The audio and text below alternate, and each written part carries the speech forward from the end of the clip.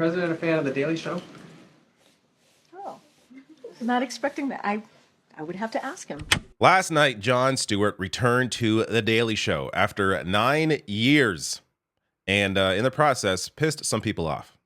So, in this video, I'm going to go over some of those individuals, some of their commentary, including from the Rolling Stone all the way to Fox News. It is a large swath of stupidity to share in this video. First, I want to discuss, just broadly, it was great to see Jon Stewart return to The Daily Show. It was the first time I had really watched the show, like an entire episode since Trevor Noah first took over. Jon Stewart was just better.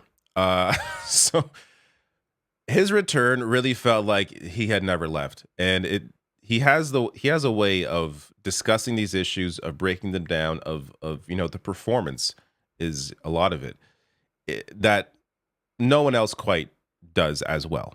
And, yes, part of it is because he was doing it for so long, and there is a certain format that he helped to create while he was on The Daily Show.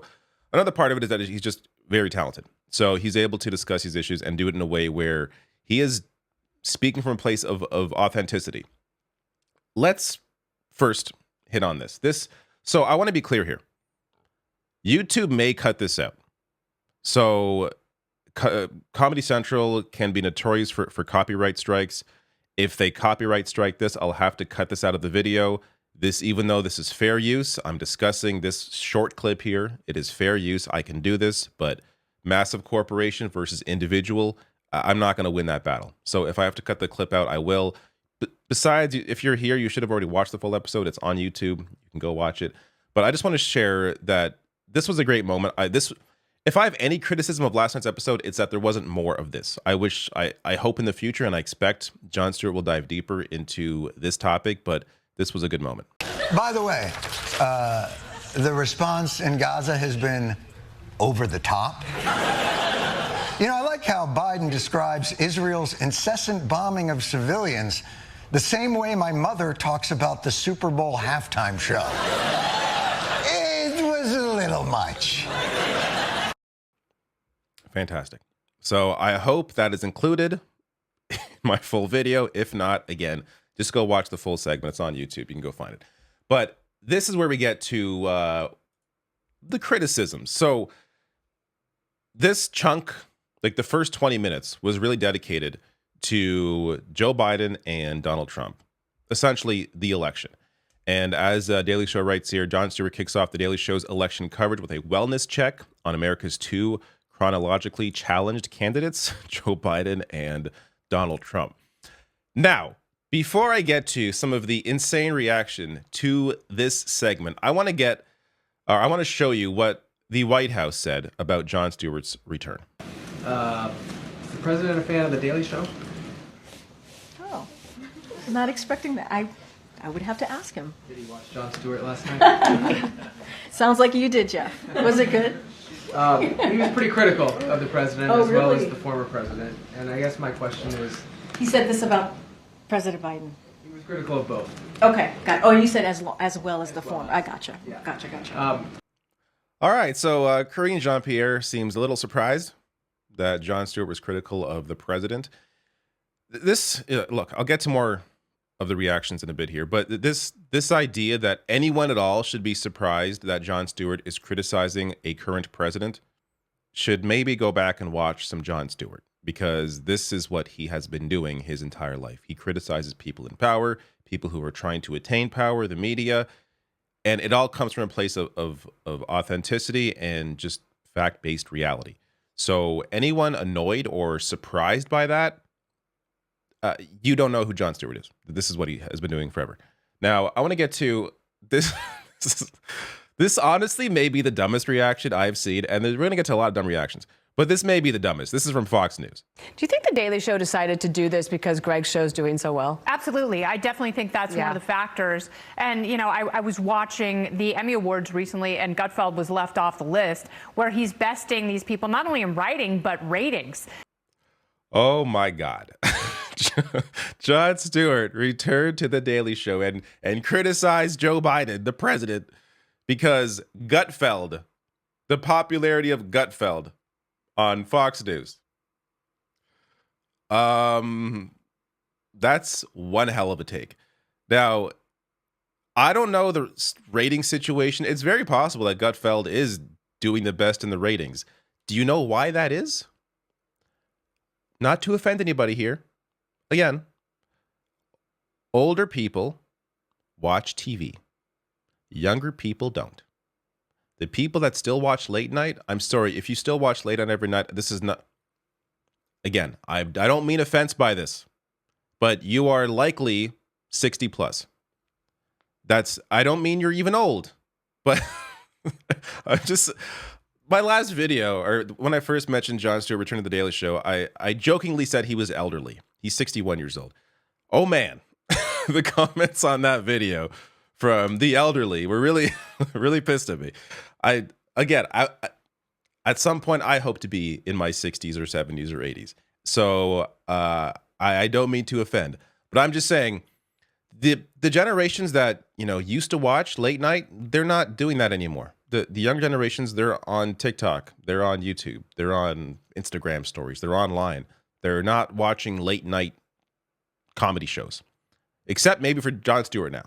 At least I am. So this idea that Gutfeld is this big deal, I'm sorry, Fox News, not the case. Let's get to the other reaction though. So I'm trying to think of how to frame this, because there is MAGA, right? MAGA is the right, the Trump cultists. Then there are people who are Biden cultists, for lack of a better term here, that are really bothered that Jon Stewart is willing to criticize the Democratic Party or Democratic politicians or a Democratic president, which again is not new for him, but these people think this is a terrible approach. So here is the Rolling Stone with their headline: Is Jon Stewart still the right person to host The Daily Show? The comedy vet makes his return to the desk he left in 2015 this evening, but his both sides are equally bad approach may not translate to 2024. That is not his approach. His approach has never been both sides are equally bad. His approach is, hey, what is objective reality? Let's make some comedy out of this to better educate you. That's his approach. If you're offended by objective reality, then I'm sorry, there is no helping you. But this idea that Jon Stewart would be able to even... You cannot be satirical unless you are willing to acknowledge reality. Your comedy will not be funny if you ignore facts.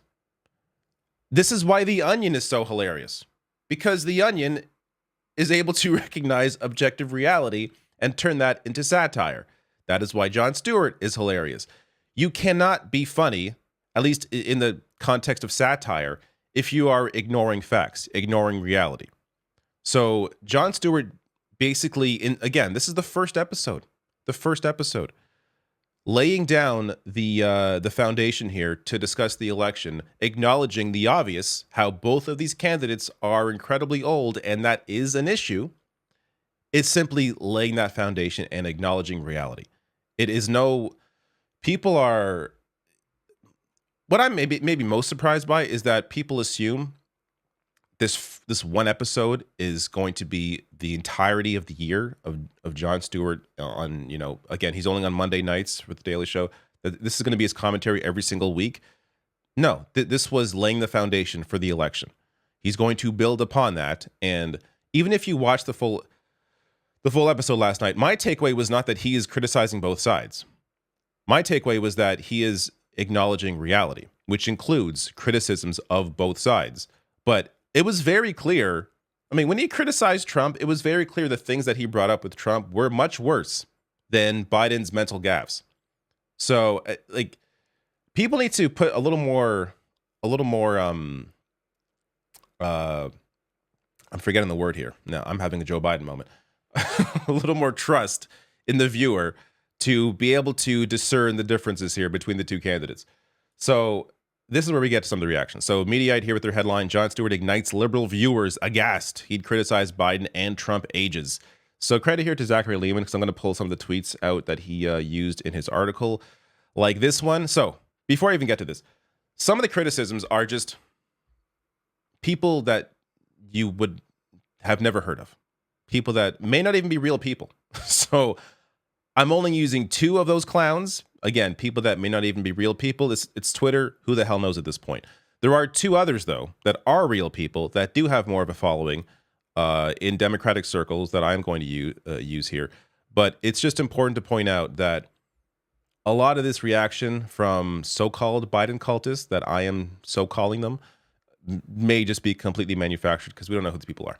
But this gets to some of the sentiment you're seeing online.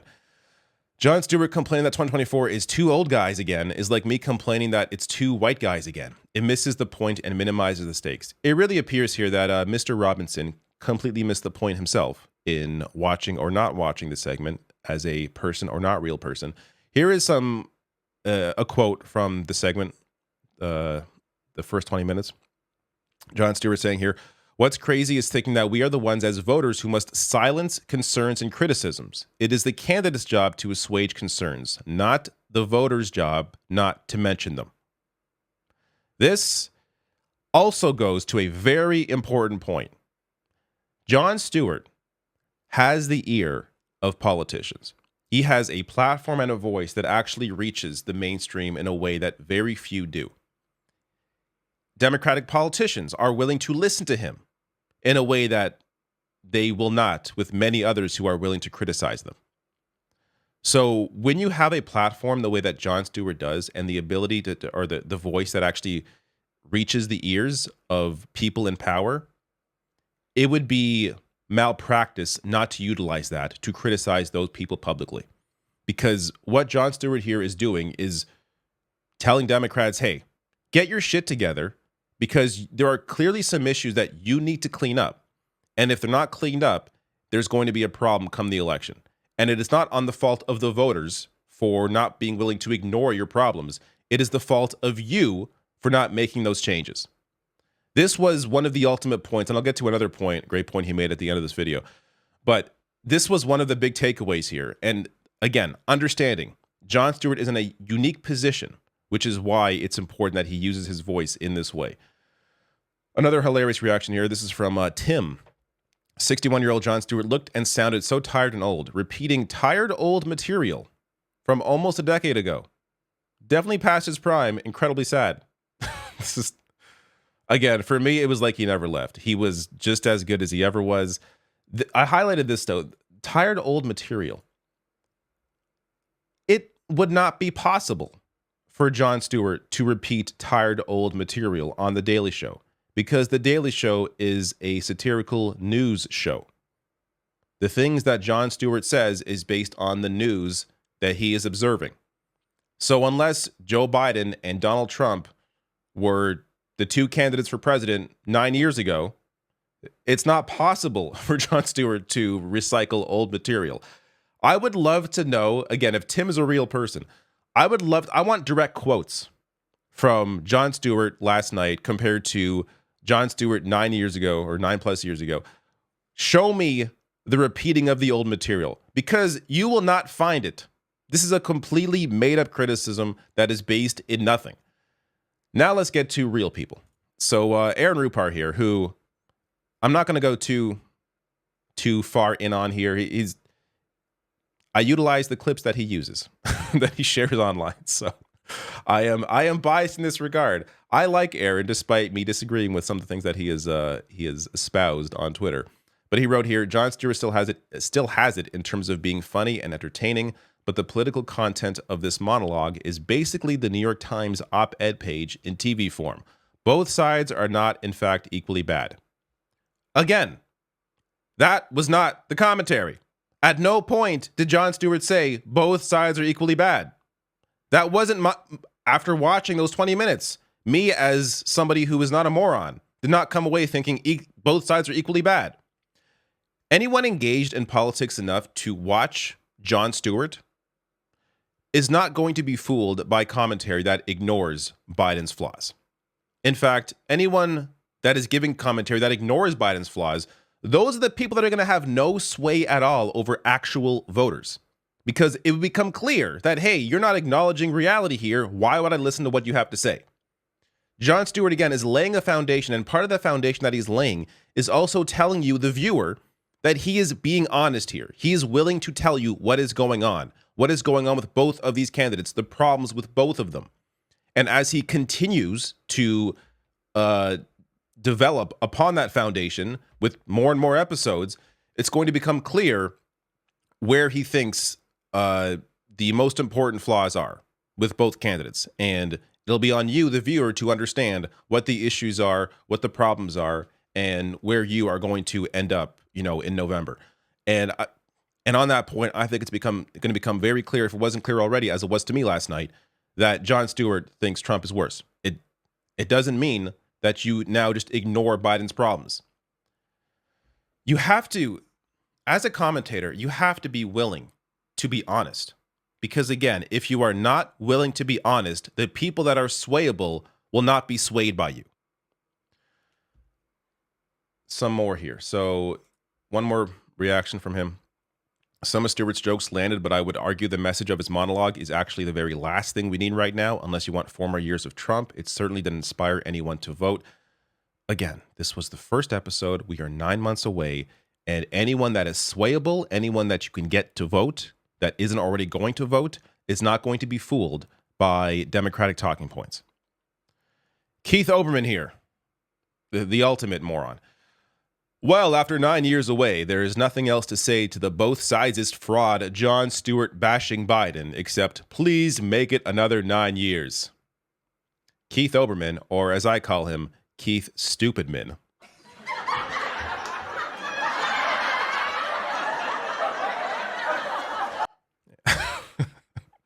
I watched The Daily Show, obviously, last night, and I'm like, you know what? I need a crowd of laughter.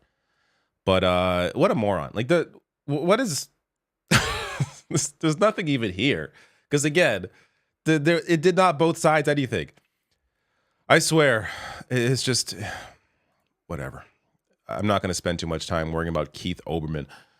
Sawyer Hackett here with a good point. If you have a problem... And this guy, by the way, I believe is a Democratic strategist.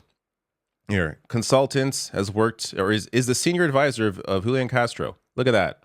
So somebody who works with the Democratic Party. If you have a problem with Jon Stewart or with Stewart presented, if you have a problem with Stewart, I guess he means how. I read this weird.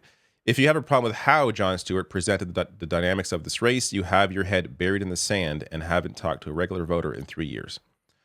Great point. And this is, again, coming from the Democratic Party. Anonymous Lefty, who... This person has, like, no following, but I follow them, and they always make good points. So, Anonymous Lefty with a really wild username. Again, may not even be a real person, but considering the points they make, I have to assume they're real. Says, these people want him to go on a preachy monologue calling Trump Cheeto Mussolini for 20 minutes because that's what they've come to expect from liberal comedy. This, for me, yes. I read this and I was like, why didn't I like this yet?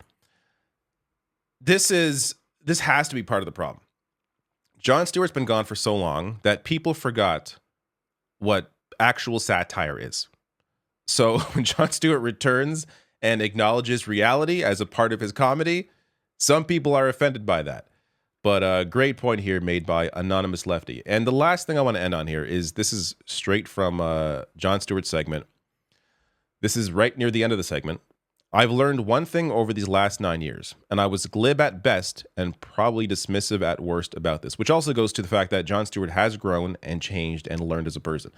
The work of making this world resemble one that you would prefer to live in is a lunch pail job, day in, day out, where thousands of committed, anonymous, smart, and dedicated people bang on closed doors and pick up those that are fallen and grind away on issues till they get a positive result. And even then, have to stay on to make sure that result holds. So the good news is I'm not saying you don't have to worry about who wins the election, which again, kind of hits the point where people are claiming both sides. He's not saying that. I'm saying you have to worry about every day before it and every day after forever. Going to the ultimate point here, that regardless of who's in charge, who's in power, if you want a better world, you have to be engaged in that world day in, day out for that to happen.